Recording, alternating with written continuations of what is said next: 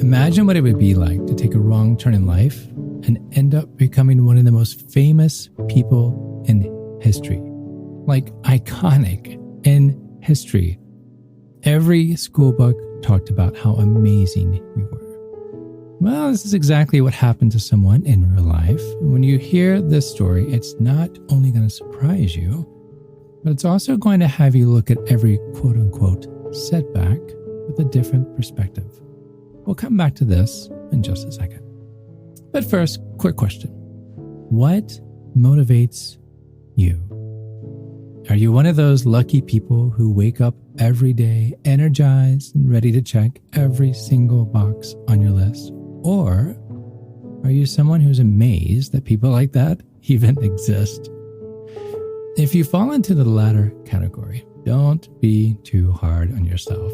Staying motivated, even when you're working on something you're passionate about, can be difficult. Starting a new project or taking on a new task, it's pretty intimidating. But before you get completely overwhelmed, I'd like for you to think about this. Sometimes all you really need is a push in the right direction. One tiny nudge, and you're one step closer to what you want. Though sometimes, I will confess, those little nudges come out of nowhere and completely blindside us. They feel more like roadblocks than they do easy highways. There's a fine line between getting up and giving up. That fine line is up to you. Did you hear that? The fine line between getting up and giving up, it is all up to you. But the story I'm about to share, the story and how someone took what seemed like a setback and turned it into something the world would talk forever, is so inspiring. Sometimes all you may need is a little push. I'm Chad Lawson, and let's calm it down in 3, 2, 1. Michelangelo. You know, the artist, sculptor, poet even. He didn't think of himself as much of a painter. He was a sculptor. You know, the infamous statue of David. Yes, that was him. You may have heard of it. Sculpting was his passion more than anything else. It's what he loved to put his hands to. In fact, his sculptures were so well known that he was commissioned by Pope Julius II to build his tomb. No easy task, as the Pope wanted 40 statues in 5 years. Now, a project as big as this was not without its drama, so there was another architect at the time. His name was Donato Bramante. Now, Bramante, who was very envious of Michelangelo, had his eye on old Mick, and tension between the two artists had been building for quite some time. But Bramante was loved by the Pope and was able to talk the Pope out of hiring Michelangelo to build his tomb, after Mick had already put in months and months of work. So to recap, the Pope hired Michelangelo, Bramante talked him out of hiring Michelangelo, and the saga continues. Are you still with me? But here is where the shade comes in. Bramante convinced the Pope to hire Michelangelo to instead, wait for it, paint the Sistine Chapel. Yeah, you know, the famous fresco painting on the ceiling in the Vatican. Yes, that Sistine Chapel. This was not easy on Michelangelo, and even some historians have called it one of his greatest disappointments he ever experienced in his career. But he was a sculptor, he was not a painter. But if he failed to master the art of fresco painting, he'd forever be known as a failure. Man, imagine that. A number of times Michelangelo tried to avoid the Pope's requests, but it's the Pope. The Pope won. He had to begin, even though he knew the risk was enormous. But can you imagine disappointing the Pope? I'm not going to tell you something you don't know, how the outcome is just stunning. I mean, it is by all definitions a masterpiece. But think about this. Michelangelo learned how to paint. That was his revenge. Bramante's envy turned out to be the encouragement for Michelangelo to discover a new passion.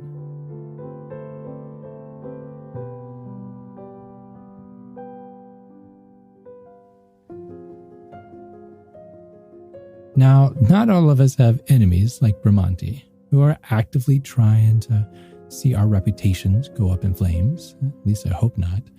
But I'm sure you've met those people who are less than supportive of your work, your passions, your dreams, maybe even your family life. And that kind of judgment is really painful, especially since we can be our own harshest critics already. And like Michelangelo doubted his painting skills, you've probably doubted your own abilities as well. But here's what I've learned through all of this. When you doubt yourself, you delay your dreams, not your failures. Did you hear that? Your doubts delay your dreams, not your failures. Imagine if Michelangelo had let his fear of failure get in the way of what he was supposed to do. There would be no painting of the Sistine Chapel. And then think of all the t-shirts with God and Adam touching fingers that would never have been made. I mean, what kind of world do we want to live in where that never happened? But 6 million people travel to the Sistine Chapel every year just to see this. Again, imagine if Michelangelo had let his fear of failure get in the way.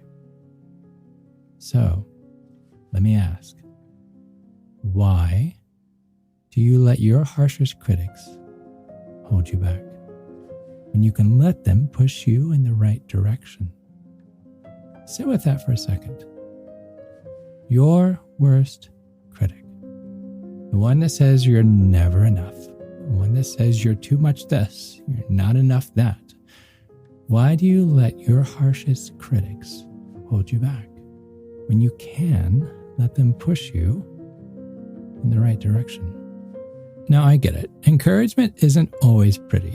Bramante, as sabotaging as he was, gave Michelangelo the nudge that old Mick needed to create one of the most famous works of art of all time.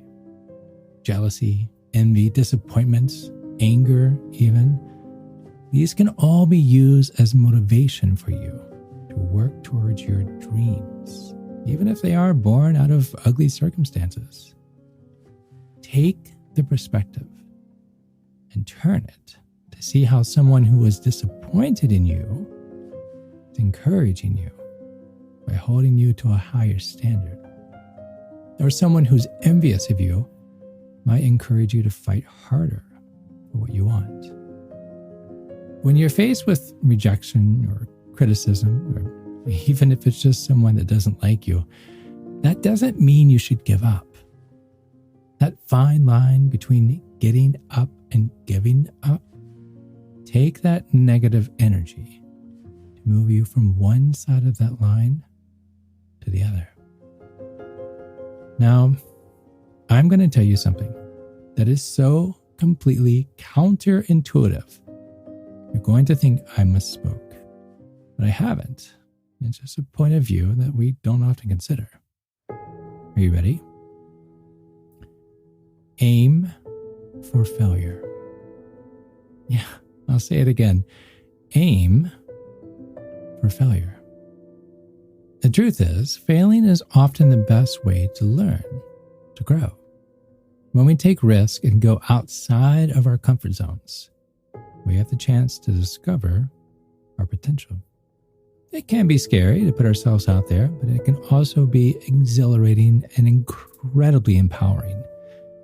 What's more, failing gives us the opportunity to learn from our mistakes, to become better, to become stronger versions of ourselves. Aim for failure. Take the risk. Try whatever it is that you are being placed into, regardless of if you're wanting it or not. Yes, you will have your share of Bramantes in your life who will take the wind from your sails. You can either allow yourself to feel lost in an ocean of despair or go with the winds as it takes you somewhere you've never been before. Just keep in mind that although most of us know Michelangelo for the Sistine Chapel, he was already famous and had a massive body of work. No one builds the Pope's tomb or sculpts the statue of David, let alone masters the art of fresco, right off the bat. It takes years to create magnificence. Your first painting or your first knitted blanket or that book you wanted to write or even your first homemade chocolate chip cookie most likely won't be your best. That's okay. And by the way, I'm more than happy to judge those cookies if you like, but hear me. There's a lot of greatness in you that is sleeping, just waiting for the right opportunity to wake up. You have everything it takes. Your greatest accomplishments are just below the surface. Sometimes we just need a little nudge to begin. And other times, that nudge really is more or less a shove, and you're forced to adjust. For instance, a sudden job loss or the loss of a loved one. Times like these are so painful, it can be hard to imagine anything good coming from them. But if you think about it, dark times tend to force you to think more clearly about who you are and what you want. Michelangelo was so terrified at the thought of having to paint the chapel that he fled the city multiple times. He was devastated when he lost the opportunity to sculpt the Pope's tomb. But that loss redirected his path, because he never would have done it on his own. Now, what I'm about to say is going to hit some of you really hard, but in a good way. Okay? Maybe the real failure isn't in moving forward, but rather not getting past your limits. I'm going to say that again. Maybe the real failure isn't in moving forward, but rather not getting past your limits. The beauty of life lies in how you choose to move beyond your boundaries. There's an old saying that you should aim for success and expect failure. But what if you flipped that around? What if instead of aiming for success, you aimed for failure? After all, inspiration often comes from our limitations. So by expanding our definition of failure, we can open ourselves up to new possibilities, new creativity. And who knows, maybe sometimes failure is the best way to achieve success. Aim for failure.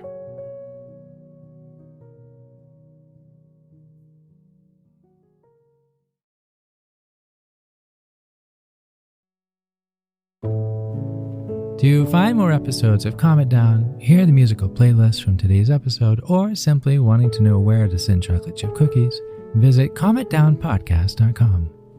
You're not alone. You are not alone. This podcast was written and produced by yours truly, Chad Lawson, composer, pianist, and nationally recognized Sweet Tooth. And now something my attorney wants me to say.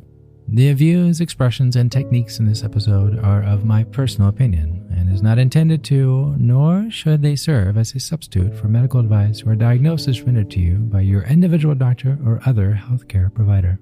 Only a licensed physician should evaluate your situation, provide a diagnosis, or render other medical advice to you, and you should only act upon the advice of such physician. Now, what I like to say. I am an extreme empath by nature, but my profession is that of a composer and pianist, not a licensed therapist or physician. I hear from thousands of listeners how my music has helped them through various stages of emotional needs, and I simply want to offer this and future podcasts in aiding those needs.